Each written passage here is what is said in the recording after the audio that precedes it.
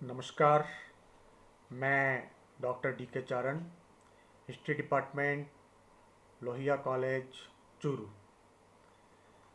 विद्यार्थियों, पिछले व्याख्यानों में हमने 18वीं सदी के भारत की राजनीतिक, सामाजिक और आर्थिक स्थिति पर चर्चा की थी कि जब मुगलों का पतन हुआ और ईस्ट इंडिया कंपनी का शासन प्रारंभ हुआ, उस समय भारत की राजनीतिक स्थिति कैसी थी। आधुनिक भारत का इतिहास प्रारंभ होता है, उस समय भारत की राजनीतिक स्थिति कैसी थी, सामाजिक स्थिति कैसी थी, आर्थिक स्थिति कैसी थी, इसका हमने पिछले व्याख्यानों में इस पर हमने चर्चा की थी। आज हम बात करेंगे भारत में यूरोपियों का आगमन। आप जानते हैं कि प्राचीन काल से ही भारत में अनेक विदेशी जातियां आईं। सिकंदर आया, शक आए, हूण आए, कुषाण आए, तुर्क आए, मुगल आए। उसी क्रम में यूरोपीय जातियां भी यहाँ पर आईं। यह जानना आवश्यक है कि ये क्यों आए, आखिर ये विभिन्न क्षेत्रों से लोग भारत में, हिंदुस्तान में बार बार क्यों आ रहे हैं। इसका सीधा और स्पष्ट आर्थिक कारण है कि भारत एक समृद्ध देश था। भारत में सोना, चांदी, बहुमूल्य धातुओं की कोई कमी नहीं थी और यहाँ की जो समृद्धता है, उस समृद्धता का आकर्षण ही था कि बार बार विदेशी लोग भारत में आना चाह रहे थे। और यदि हम यूरोपियंस की बात करें, यूरोपियंस और अरब दोनों भारत से प्राचीन काल से ही इनका व्यापार चल रहा था। सुदूर प्राचीन की हम बात करें तो सिंधु सरस्वती सभ्यता के जो लोग हैं, जिसको हड़प्पा संस्कृति कहते हैं, उनका भी विदेशों से व्यापार था। उसके बाद में जब हम वैदिक काल में आते हैं, विदेशों से व्यापार के स्पष्ट प्रमाण हमें तब भी मिलते हैं। सिकंदर से भी पहले से व्यापार हो रहा था और तब जो व्यापारिक मार्ग, जो एक बड़ा फेमस मार्ग था जिसको सिल्क रूट कहा जाता है, यानी रेशम मार्ग, जो कि चीन से प्रारंभ होकर के मध्य एशिया, पश्चिमी एशिया और वहाँ से यूरोप और उत्तरी अफ्रीका की तरफ जाता था। इसी सिल्क रूट में से एक रूट मध्य एशिया से अफ़गानिस्तान और अफ़गानिस्तान से भारत का जो पश्चिमी तट था, कराची तक पहुंचता था।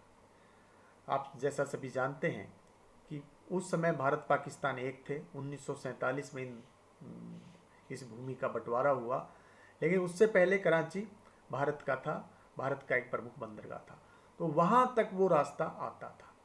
लेकिन 15वीं शताब्दी में क्या हुआ, जो तुर्की जो जाति के लोग हैं, उन्होंने उस तो कुस्तुनतुनिया पर अधिकार कर लिया। जब कुस्तुनतुनिया पर अधिकार कर लिया तो वहीं से होकर के ये सिल्क रूट गुजर रहा था, ये व्यापारिक रास्ते गुजर रहे थे, उन रास्तों पर भी उनका अधिकार हो गया और वो रास्ते असुरक्षित हो गए। या तो असुरक्षित थे या बहुत व्यय वाले हो गए, क्योंकि वहाँ की जो तत्कालीन सरकार थी, वो सरकार का जो टैक्स था वो बहुत अधिक था। अतः व्यापार में वो पहले जैसा मुनाफा नहीं था। अतः यूरोपीय जो देश हैं, उन देशों को एक नए मार्ग की आवश्यकता हुई भारत के लिए। और ये वो दौर है जब पुनर्जागरण यूरोप में प्रारंभ हो गया था। यूरोप में जब समुद्र के जो उपकरण, समुद्री यातायात जो है, जिसमें जहाज़ है या नौकाएं हैं, उन पे भी खूब काम हो रहा था और वो खूब लंबी लंबी यात्राएं करते थे। उसी समय उन्होंने भारत का जो समुद्री मार्ग है उसको खोजने का प्रयास प्रारंभ किया। सबसे पहले इसमें पुर्तगाल और स्पेन आते हैं।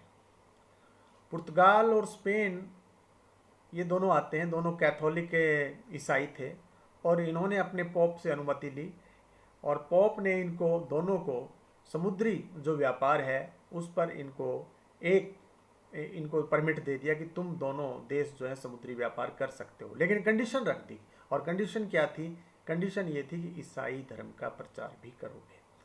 इस कंडीशन के साथ इन दोनों देशों को, यूरोप के ये जो दोनों देश हैं, इनको भारत से यूँ कहें कि भारत है चाहे एशिया के दूसरे देश हैं, इनसे व्यापार करने की अनुमति मिल गई थी। भारत में सबसे पहला जो आगमन है यूरोपियन जातियों में वो हुआ पुर्तगालियों का। 20 मई 1498 को पुर्तगाल का वास्को डी गामा जो है वो सबसे पहले भारत के कालीकट जो नामक जो स्थान है वहाँ पर पहुँचा था। और ये वहाँ से पुर्तगाल से जब आता है तो ये अफ्रीका का चक्कर लगाते हुए भारत में पहुँचता है। उससे पहले भारत के और भी अभियान हुए। एक 1492 में हुआ, 1492 जो कि कोलंबस, जो कि स्पेन का था, हालांकि वो इटली में जन्मा था लेकिन नागरिकता उस बाद में उसने स्पेन की ले ली थी। वो भारत की खोज के लिए निकला, लेकिन वो भारत तो पहुंच नहीं सका और एक नई दुनिया में पहुंच गया जो बाद में अमेरिका के नाम से प्रसिद्ध हुई। तब तक यूरोप के लोगों को अमेरिका का ज्ञान नहीं था, इसलिए अमेरिका को एक नई दुनिया या इस प्रकार का नाम दिया गया। उसके बाद दूसरा जो प्रयास हुआ वो 1487 के अंदर हुआ। पुर्तगाल का एक जो नाविक था बार्थोलियाजू डियाज, क्या नाम है? बार्थोलियाजू डियाज। ये भारत के लिए निकला, लेकिन ये अफ्रीका पहुंच गया। और अफ्रीका पहुंच कर वहाँ से जब वापस इसने आया तो इसने जो अपना शासक था जॉन द्वितीय, उसको वहाँ की कहानी सुनाई कि भी इस प्रकार का एक देश है। तो जॉन जो द्वितीय है उसने इस जगह का नाम केप ऑफ गुड होप रखा, यानी उत्तम आशा का अंतरीप। अंतरीप एक प्रकार का टापू होता है जो कम से कम 3 ओर से पानी से घिरा हुआ रहता है। तो ये अभियान भी भारत नहीं पहुंच सका। उसके बाद में वास्को डी गामा ने अपना अभियान प्रारंभ किया था और वास्को डी गामा को सफलता मिली और वास्को डी गामा भारत में पहुंचा। और जब कालीकट पहुंचा तो कालीकट का जो शासक था, जिसकी की जमोरिन उपाधि थी, उसने इसका वेलकम किया, स्वागत किया, इसको खूब इसको उपहार दिए और ये यहाँ कई दिनों रुका। लेकिन जो अरब लोग पहले से व्यापार कर रहे थे उनको ये मुलाकात, ये इनका जो इस प्रकार का जो अफेयर है, ये उनको ये पसंद नहीं आ रहा था। तो वास्को डी गामा यहाँ से चला गया। वास्को डी गामा जब यहाँ से गया तो यहाँ से जाते समय काली मिर्च वगैरह और गर्म मसाले ये ले गया। तो ऐसा इतिहासकार लिखते हैं कि जो यहाँ से सामान गया उसको देख करके पुर्तगाल के लोग हैं वो आश्चर्यचकित रह गए और पूरा खर्चा निकाल के आने जाने का 60 गुना ज़्यादा मुनाफा उस सामान से था जो सामान वास्को डी गामा यहाँ से लेके गया था। वास्को डी गामा उसके बाद में 1501 में पुनः भारत आया और 1503 में आया और 1503 में उसने कन्नूर नामक के स्थान पर व्यापारिक कोठी स्थापित की। व्यापारिक कोठी का मतलब है अपने व्यापार का केंद्र स्थापित किया। ये थोड़े मजबूत दीवारों के ऐसे किले नुमा थोड़ा सा इस प्रकार के ये बनते थे। जहाँ जहाँ भी व्यापारिक कोठी शब्द आएगा उसका अर्थ हम समझेंगे कि वो व्यापारिक केंद्र है। तो और एक बात और मैं बता दूं कि जब वास्को डी गामा यहाँ पर आया तो वास्को डी गामा को रास्ते में अफ्रीका में एक गुजराती मिला जिसका नाम था अब्दुल मनीक। अब्दुल मनीक ने उसको एक पथ प्रदर्शक का कार्य किया और उसको उसने हिंदुस्तान तक पहुंचा दिया। अब पुर्तगाली यहाँ पे आ गए, अपनी यहाँ पे इन्होंने केंद्र भी स्थापित कर लिया। अब 1505 में पुर्तगाल से एक गवर्नर, एक यूँ कहे कि एक अधिकारी भेजा गया जिसको हम गवर्नर कहें, एक गवर्नर यहाँ पर भेजा गया। उस गवर्नर का नाम है जो पुर्तगाल से यहाँ भेजा गया फ्रांसिस्को दे एल्मिडा। एल्मिडा याद रख लें, ये पर्याप्त रहेगा। फ्रांसिस्को दे एल्मिडा, ये वहाँ से एक यहाँ गवर्नर भेजा गया। और इसने यहाँ आकर के जो पॉलिसी बनाई वो भारतीय इतिहास में ब्लू वाटर पॉलिसी के नाम से जानी जाती है। ब्लू वाटर पॉलिसी का तात्पर्य यह है कि इसने डिसाइड किया कि हम भारत के तटीय जो क्षेत्र हैं उन तटीय क्षेत्रों पर ही एक्टिव रहेंगे, भारत के अंदर भूमि पर नहीं घुसेंगे। तो भारत के जो समुद्री किनारे हैं, इस समुद्री किनारों पर नियंत्रण स्थापित करने की जो अपनी इसकी नीति थी वो इतिहास में ब्लू वाटर पॉलिसी कहलाई, जो कि अल्मीडा की थी। इसके बाद में 1509 में इसका जब कार्यकाल समाप्त हो गया तो अल्बुकर्क नाम का एक और गवर्नर हिंदुस्तान के अंदर भेजा गया, जिसको भारत में पुर्तगाली साम्राज्य का वास्तविक संस्थापक माना जाता है। अल्बुकर्क को भारत में पुर्तगाल के साम्राज्य का वास्तविक संस्थापक माना जाता है। इसने यहाँ पर ये पॉलिसी बनाई, यहाँ आके इसने पुर्तगालियों को कहा कि भाई अपनी पॉपुलेशन बढ़ानी है, तो यहाँ की महिलाओं से, मुस्लिम महिलाओं से उसने कहा कि विवाह करो, और उन्होंने यहाँ पर बहुत से विवाह के कार्य किए। इस प्रकार से उसने अपना जो नीति है वो भारत के अंदर थोड़ा आगे बढ़ने की अपनाई, और इसी दौरान 1510 में उसने वो कारनामा कर दिया जो समुद्री जो ताकतें थी उनके अंदर खलबली मच गई, जब उन्होंने सुना कि अल्बुकर्क ने बीजापुर के सुल्तान यूसुफ आदिल शाह को पराजित करके गोवा छीन लिया। ये एक बहुत बड़ी उपलब्धि थी, इसने गोवा छीन लिया। यही गोवा आगे जाकर के पुर्तगालियों की राजधानी बना। अल्बुकर्क की मृत्यु के बाद में जो नया गवर्नर आया, जिसका नाम नीनू डी कान्हा, ये नया गवर्नर आया, और इसके समय ही गोवा पुर्तगालियों की राजधानी बनी। 1530 में गोवा पुर्तगालियों की राजधानी बनी।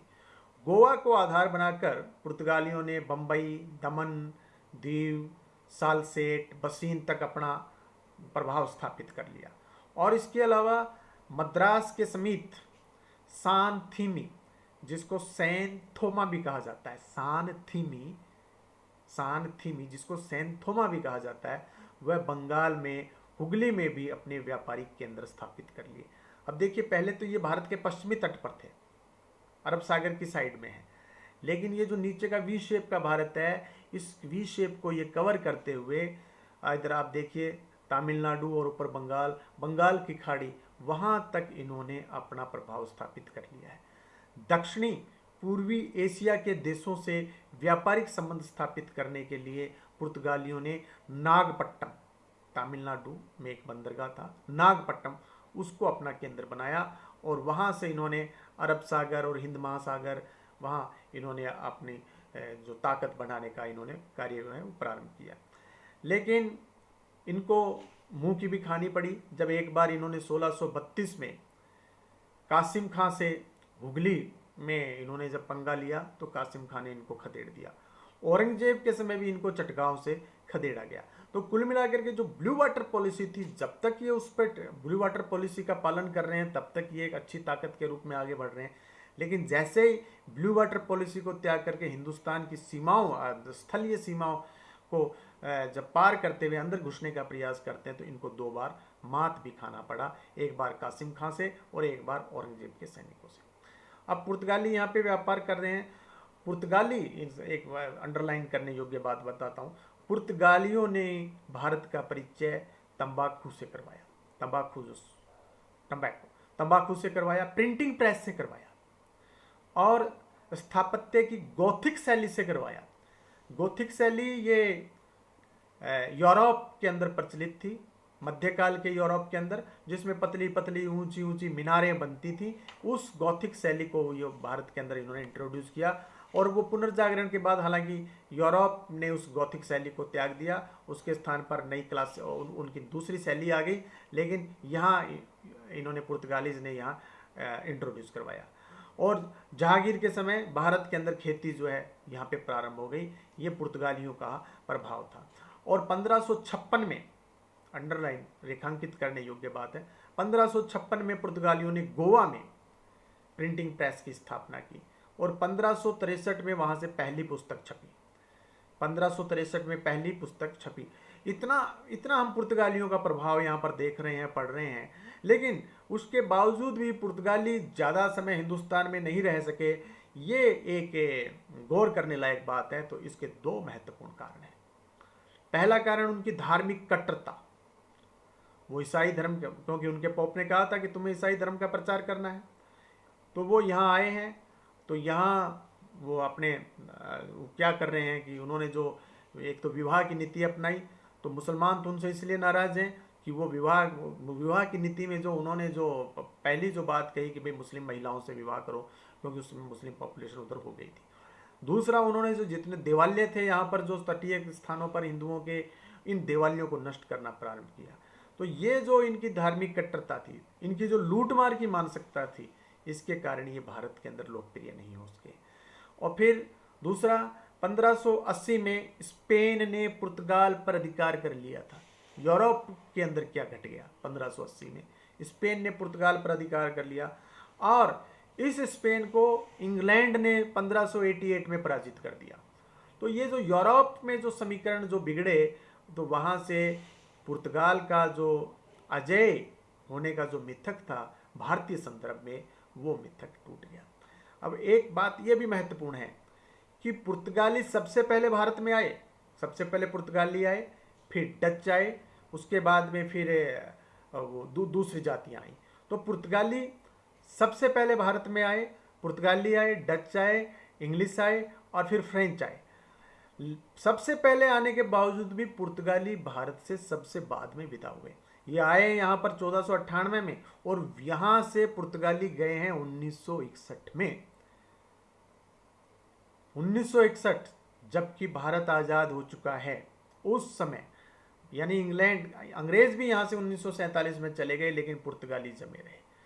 और भारत जब देश आज़ाद हो गया 1947 में, बार बार भारत से स्मरण पत्र गए पुर्तगाल की सरकार के पास में कि हमारा ये स्थान खाली कर दीजिए, लेकिन पुर्तगालियों ने स्थान खाली नहीं किया।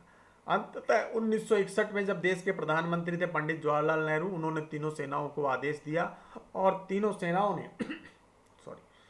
सेनाओं ने बड़ी ही योग्यता के साथ में, बड़े ही प्रोफेशनलिज्म दिखाते हुए पुर्तगाल के जो इलाके थे उन इलाकों पर अधिकार समाप्त करना। भारत की जो तीनों सेनाएं थीं, उन तीनों सेनाओं ने बड़े ही पराक्रम के साथ में, बड़ी विशेषज्ञता के साथ में, बड़े प्रोफेशनलिज्म के साथ में गोवा में जो पुर्तगालियों के जो अधिकार था उसको समाप्त कर दिया, और पुर्तगाल पर और गोवा पर अपना अधिकार कर लिया।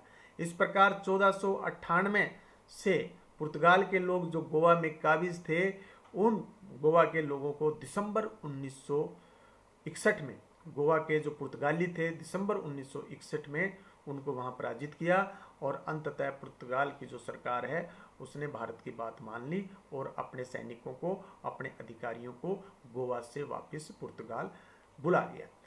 शेष यूरोपीय जातियों के आगमन के बारे में अगले व्याख्यान में करेंगे। धन्यवाद।